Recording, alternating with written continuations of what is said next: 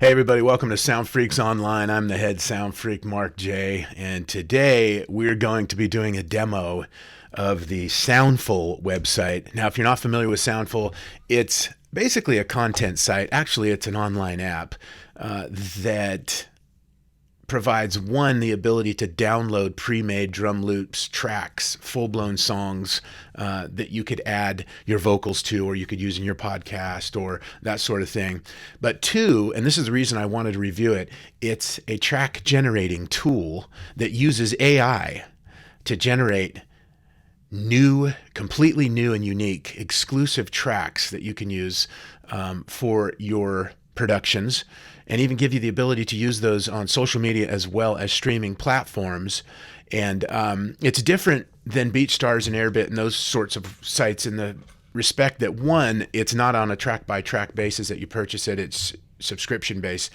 But two, again, it gives you the ability to create new tracks on the fly using AI technology. And that was kind of my interest in it. And I've researched AI a lot, and I want to see how it's impacting the music production space. And I came across this and thought, well, this is probably one of those gimmicks. But the more I played with it, the more I realized that this is actually pretty impressive on many levels. And we'll cover the majority of those in this short amount of time. So let's just start by, we're going to create a new track. We're going to download it, load it up into Cubase, and see how it sounds. See if it's legit, see if it's commercially viable, and something that artists would be willing to add their vocals to, and what level of effort that would require. So let's just start by creating a track. Again, there's two ways to go about this. We can either just download pre-existing content, or we can create new content. And in this case, we're going to create new content. You can start by either selecting a genre, kind of listening to a genre, like we'll pick hip hop, and then saying, oh yeah, I like the sound of that, and then creating a new track by pressing this create new track button. Or, and this is the way that I prefer to go about it, hitting the create button and bringing up this screen that shows you all the various genres, and then allows you to drill into those genres to get more specific. And so that's what we're going to do here. We're going to start by selecting hip hop, and as you can see, under hip hop there's a whole bunch of subgenres that you can choose from. In this case, I'm just going to pick trap, and as you can see, once I've selected trap, I can now select some customization parameters, such as the BPM, the tempo of the song, the key I want it to be in, and whether it's even minor or major. So I'm going to leave it as it is, 145 BPM, typical trap tempo. The key of F, we'll do F minor, and then we'll name it Trap 7. And then the only thing we need to do next is hit the Create Preview button. And when we do that, it's going to render a preview. And depending on what time of day it is, I found the preview length is impacted. But as you can hear, this is the preview of the track that was just generated by AI. Just generated by AI. Just generated by AI. That's pretty impressive. This track has never been heard by anybody. It's brand new. And it's never been downloaded before. In fact, it's a newborn. It was just made for me when I hit that create preview. So I'm going to say yes, in this case, just for the purpose of this demo. I like this and I want to download it. Next step is to save it. Once I do that, it says track successfully saved. You can find it in my library. Awesome. My library's right here, easy to find. I love interfaces where stuff is easy to find. I don't know about you. But then if I want it, I just hit the get button. And when I do, it gives me the option of downloading an MP3 or a WAV or a stem. In this case, I'm going to do a standard download, MP3 WAV, hit the render and download button. And this is actually the only part of the interface that confused me at first, because I didn't know what happened or what was going on after I hit that button. But if you look closer, there's now a little spinning wheel where the get button was. It might help if they added, some green feedback, like a box that said, success, your track is now being rendered. It will take approximately, X amount of time to complete. That would make it a little more intuitive, but yeah, that's just a little nit. My background is actually software interface design, so You'll often hear me remarking on usability stuff like that. But at any rate, I've found that it takes about a minute or two to render. So I'm actually going to pause the video so you don't have to sit through that. And then we'll come back when it's ready to download. All right, so we're back and our track has successfully downloaded.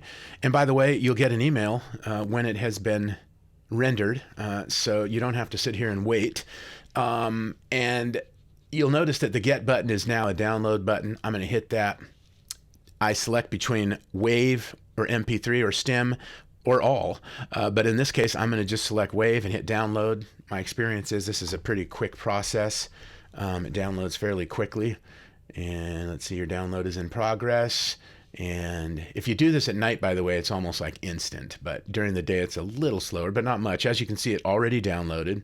So let's open up Cubase now, and let's import that audio file, that rendered audio file in, and see, where's my downloads? Well, should be here. I don't know why it's not, but there it is. All right. I'll load it up, and let's have a look at it. So the first thing I notice, and if you have experience with production, you'll probably notice as well, is this is not mastered. And that is a good thing. How do I know that? By looking at it? Well, there's not a whole bunch of content up here. If it was mastered already, it would look something more like this. And as you can see, it doesn't. There's actually a lot of headroom here. And that's a good thing. You don't want a mastered track. As a matter of fact, I had a bad experience with that on BeatStars. I purchased this beat that I really liked, and I downloaded it, and I loaded it into Cubase, and it was fully mastered. I was like, wait a second, where am I going to put my vocal on this? So I actually sent it to an engineer friend of mine and said, is there any room to add some bandwidth to this? He said, no, this thing's maxed out. You need to get with the producer and ask him to add some bandwidth. So I did. I sent the producer email, a couple emails actually, and said, can you please give me some more headroom on this? I can't get my vocal in. And he wouldn't even respond to me. So it was very frustrating. I have another anecdote that I want to share about that, and I'll do so towards the end of this video.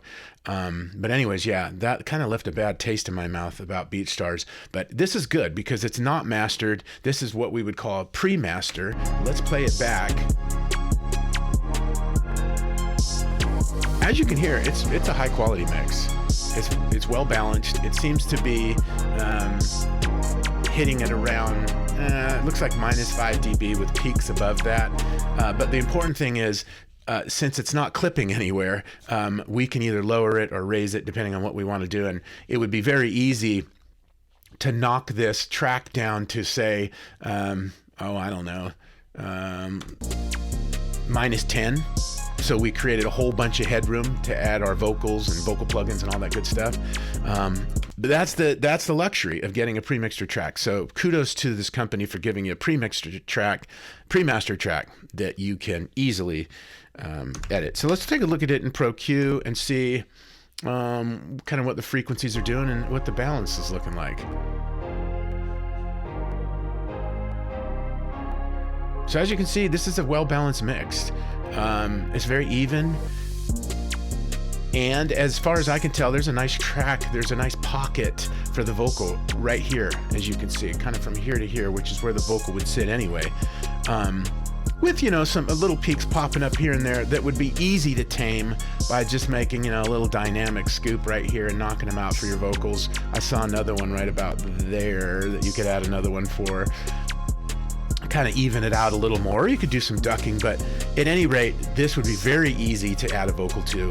And unlike a lot of tracks you download from BeatStars or Airbits, you're not going to have to do much to add your vocal to it, because as you can see, there's that nice pocket right there to put your vocal in. So again, it's pre-mastered. There's headroom and there's a nice pocket for the vocal. So those are checking all the boxes for the quality of this track. It's unique. It's interesting, and it could easily be the basis for a song, and it would be easy to add a hook to this and make it a full-blown production rather effortlessly with not too much experience.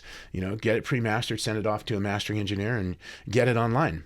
So speaking of getting it online, there are a couple membership plans that will dictate what you can do with the track once you've downloaded it. But the first thing I want to say before we look at these is that when you generate a track, it is exclusive. That is huge, meaning it's unique, it's original, no one's ever heard it before, and it's yours. And you're not going to run into a problem where somebody else is using the same beat. Now, if you use any of their pre-made tracks or loops, those are non-exclusive and they're global tracks. But the self-generated, AI-generated tracks are exclusive. And that's an awesome thing. You're not going to have to worry about copyright issues, because I can tell you from my experience with BeatStars, and here's that other story I wanted to share, is that once I put that track up, I got a notice from SoundCloud, from their legal department, saying, we're taking this track down because it's copyright infringement. I'm like, wait, what? I purchased this track on BeatStars. And they said, prove it. So I actually had to prove to them that I had purchased it. Upon further research, I found out that anybody can copyright tracks they buy from BeatStars, and then run into all kinds of digital rights management problems. So the cool thing about Soundful is you're not going to run into that problem, because it's an exclusive track and it's totally unique and it's yours. And you can even buy it and own the copyright to it for $49, which is just a great bargain, if you will. So let's just talk about the plans really quick. For the standard plan, which is free, which I have right now, you get 10 downloads per month. That's amazing. One stem pack, unlimited personal use, unlimited track creation. With the premium plan, you get unlimited track downloads, unlimited loop downloads, unlimited social monetization, 5 stem packs, and you can copyright your songs. The main difference between these two plans that I can see is that with the standard plan, you cannot stream it using streaming services or monetize it in any way and make money off of it. You can only use it for personal use.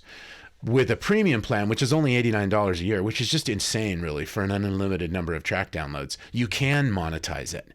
And if you want to sell it, you can even copyright it for $49.99. So it's just an amazing plan. I think that, people would ask, why? Why should I do this? The main reasons that I can come up with, that I'm thinking about, are that A, it's pre-mastered. It's ready to go. It's good to go. B, it's high quality.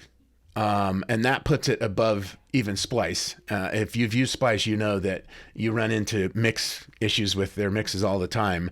In fact, another anecdote I have from Splice is that I downloaded this loop that I really liked, but I found that the open hi-hat was just totally dominating the mix, and it was ruining it. And I tried to use dynamic EQ on it and carve it out, but it wouldn't budge. So I actually contacted Splice and said, is there any way that the producer can remove this open hi-hat, or at least, decrease it because it's dominating the mix? They said, nope, we don't do that. So it's nice to get high quality mixes that are well balanced. You don't have that problem.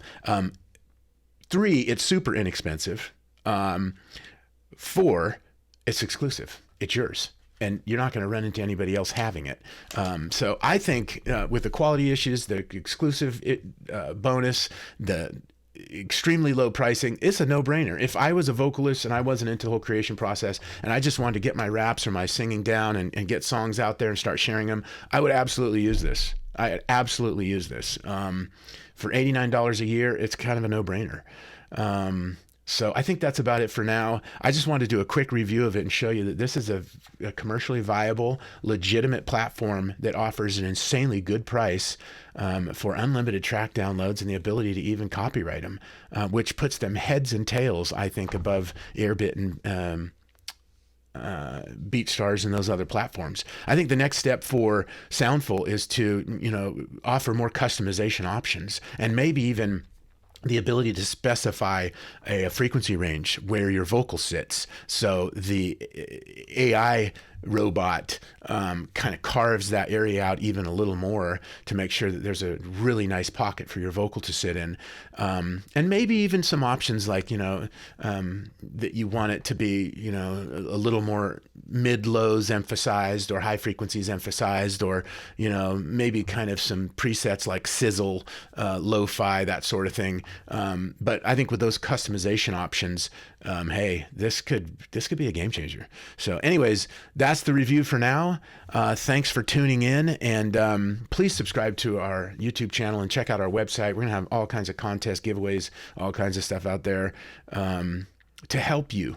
And we're all about helping producers and engineers and making your life easier and finding tools that are inexpensive and conducive to awesome workflow so you can produce as much quality music as possible. So again, soundfreaks.online, and that's it for us. Take care and God bless.